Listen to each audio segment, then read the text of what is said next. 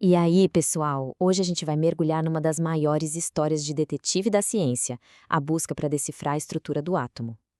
Pensa numa saga cheia de ideias geniais, experimentos que mudaram tudo e descobertas que literalmente reescreveram as leis da física. Então, bora começar a desvendar esse mistério. Dá uma olhada nessas duas imagens. De um lado, o que a gente conhece como pudim de ameixas, uma esfera toda uniforme. Do outro, algo que parece um mini sistema solar. A grande pergunta é: como que a ciência pulou de uma ideia para outra de uma forma tão radical em menos de 10 anos? É exatamente isso que a gente vai descobrir agora. Bom, nossa história começa lá na virada do século XX. A física estava pegando fogo e o primeiro suspeito do nosso mistério atômico estava prestes a ser apresentado. Era uma teoria que, na época, parecia fazer todo sentido, mas que escondia um problema gigantesco. E aqui está ele, o modelo proposto por J.J. Thomson lá em 1904. Pouco depois de descobrir o elétron, essa foi a primeira tentativa séria de dar uma cara para o interior do átomo. A ideia era que o átomo era uma esfera, só que com uma distribuição de cargas bem particular. E o conceito era esse aqui, ó. Imagina uma massa positiva, tipo a massa de um bolo, de um pudim.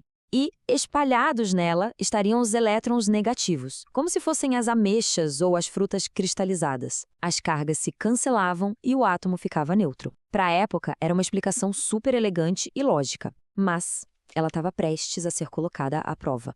E é aqui que a nossa história tem uma reviravolta digna de filme. Um novo experimento, bolado por Ernest Rutherford, foi montado justamente para testar o modelo do pudim. Ninguém, mas ninguém mesmo, imaginava que os resultados iam não só corrigir, mas demolir completamente a teoria de Thomson.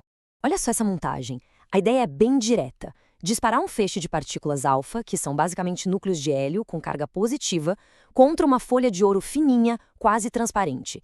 E um detector em volta ia medir para onde essas partículas iam depois de atravessar a folha. Agora, o pulo do gato era a expectativa. Se o modelo do pudim de ameixas estivesse certo, a carga positiva dos átomos de ouro estaria toda espalhada, como uma névoa. Então as partículas alfa passariam por ela quase sem desviar. Sabe, seria como atirar uma bala de canhão numa folha de papel. Ela ia passar direto. Só que, claro, não foi bem isso que aconteceu. O resultado foi tão bizarro, tão inesperado que o próprio Rutherford disse uma frase que ficou famosa. Foi como se você atirasse um projétil de 15 polegadas num lenço de papel e ele voltasse e te atingisse. Imagina o choque. E aqui está a grande revelação. A imensa maioria das partículas realmente passou direto, o que já dizia uma coisa: o átomo é, na maior parte, espaço vazio. Mas uma pequena parte foi desviada com tudo e algumas poucas até voltaram para trás. Isso só podia significar uma coisa: a carga positiva estava concentrada em algo muito, muito pequeno, denso e pesado. O pudim de ameixa tinha acabado de ser destruído. A prova era clara e obrigou a ciência a criar um modelo totalmente novo. Só que, como em toda boa história, resolver um mistério muitas vezes te joga em outro ainda maior. O novo modelo de Rutherford era genial, mas ele já nasceu com um defeito fatal. E aí surge o modelo planetário. Rutherford propôs que quase toda a massa e toda a carga positiva do átomo ficavam espremidas num pontinho minúsculo no centro, o núcleo. E os elétrons, como se fossem planetas, orbitavam esse Sol central. Isso explicava direitinho o experimento da folha de ouro. Só que aí veio o paradoxo. As leis da física da época, a eletrodinâmica clássica, eram taxativas. Uma carga elétrica acelerada, como um elétron girando, tem que irradiar energia. E ao fazer isso, o elétron ia perder velocidade e entrar numa espiral da morte, caindo direto no núcleo em uma fração de segundo.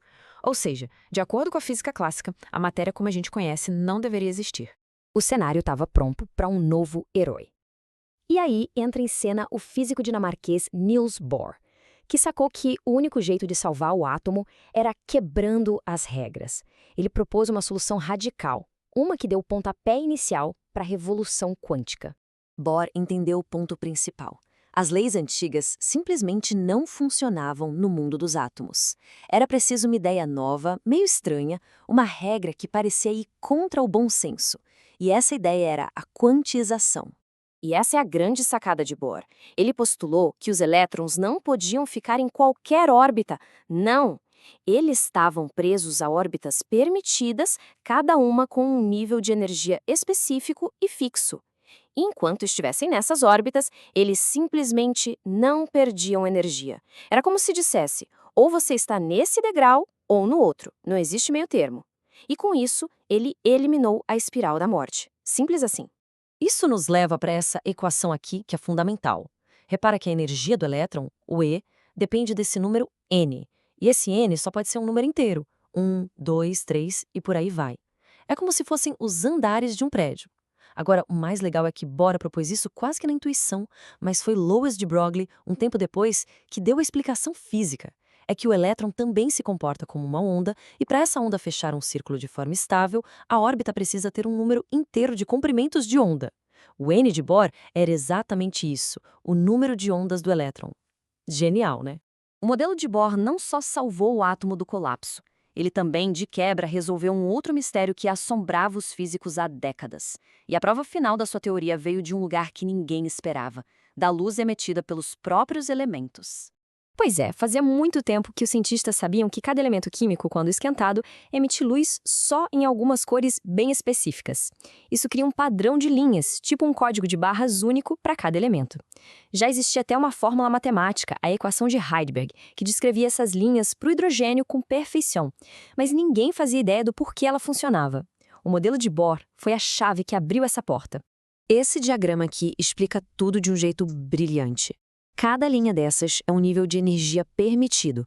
Quando um elétron salta de um nível mais alto para um mais baixo, tipo do nível 3 para o 2, ele emite um fóton, uma partícula de luz, com uma energia exatinha. E essa energia é a diferença entre os dois níveis, o que define a cor específica daquela luz. E, de repente, aquela confusão toda virou ordem. O modelo de Bohr organizou esses saltos em séries. Todos os saltos que terminam no nível 2, por exemplo, formam a famosa série de Balmer, que são justamente as linhas de luz que a gente consegue ver a olho nu no espectro do hidrogênio. Saltos que terminam no nível 1 dão origem à série de Lyman, lá no ultravioleta, e assim por diante. Tudo se encaixou. E aqui está a prova final. A imagem que vale por 1000 palavras. Os saltos teóricos previstos pelo mapa de Bohr não só batiam com os digitais de luz do hidrogênio. Os cálculos dele, usando só constantes da física, reproduziram a fórmula de Heidelberg com uma precisão absurda. A teoria e o que era observado na vida real se encaixaram perfeitamente. Foi, sem dúvida, um dos maiores triunfos da física do século XX. O modelo de Bohr foi um sucesso estrondoso. Ele resolveu 2 problemas gigantescos de uma vez só e abriu a porta para o mundo estranho e maravilhoso da mecânica quântica. Mas, como toda grande investigação, o caso ainda não estava totalmente fechado. O resumo da ópera é o seguinte: o modelo previu com uma precisão cirúrgica a energia necessária para arrancar o elétron do hidrogênio, e ele funcionou perfeitamente para qualquer átomo ou íon com um único elétron. O problema é que ele falhava para explicar átomos mais complexos, com muitos elétrons. Mesmo com essas limitações, a importância dele foi tão gigante que ele continua sendo o modelo fundamental ensinado até hoje. E isso tudo nos deixa com uma última reflexão. O trabalho de Bohr não foi a resposta final, mas foi um passo gigantesco, indispensável. Ele mostrou para todo mundo que o universo, na sua menor escala, se comporta de jeitos muito estranhos e fascinantes. E com isso, ele abriu o caminho para a revolução completa da mecânica quântica, que viria logo depois.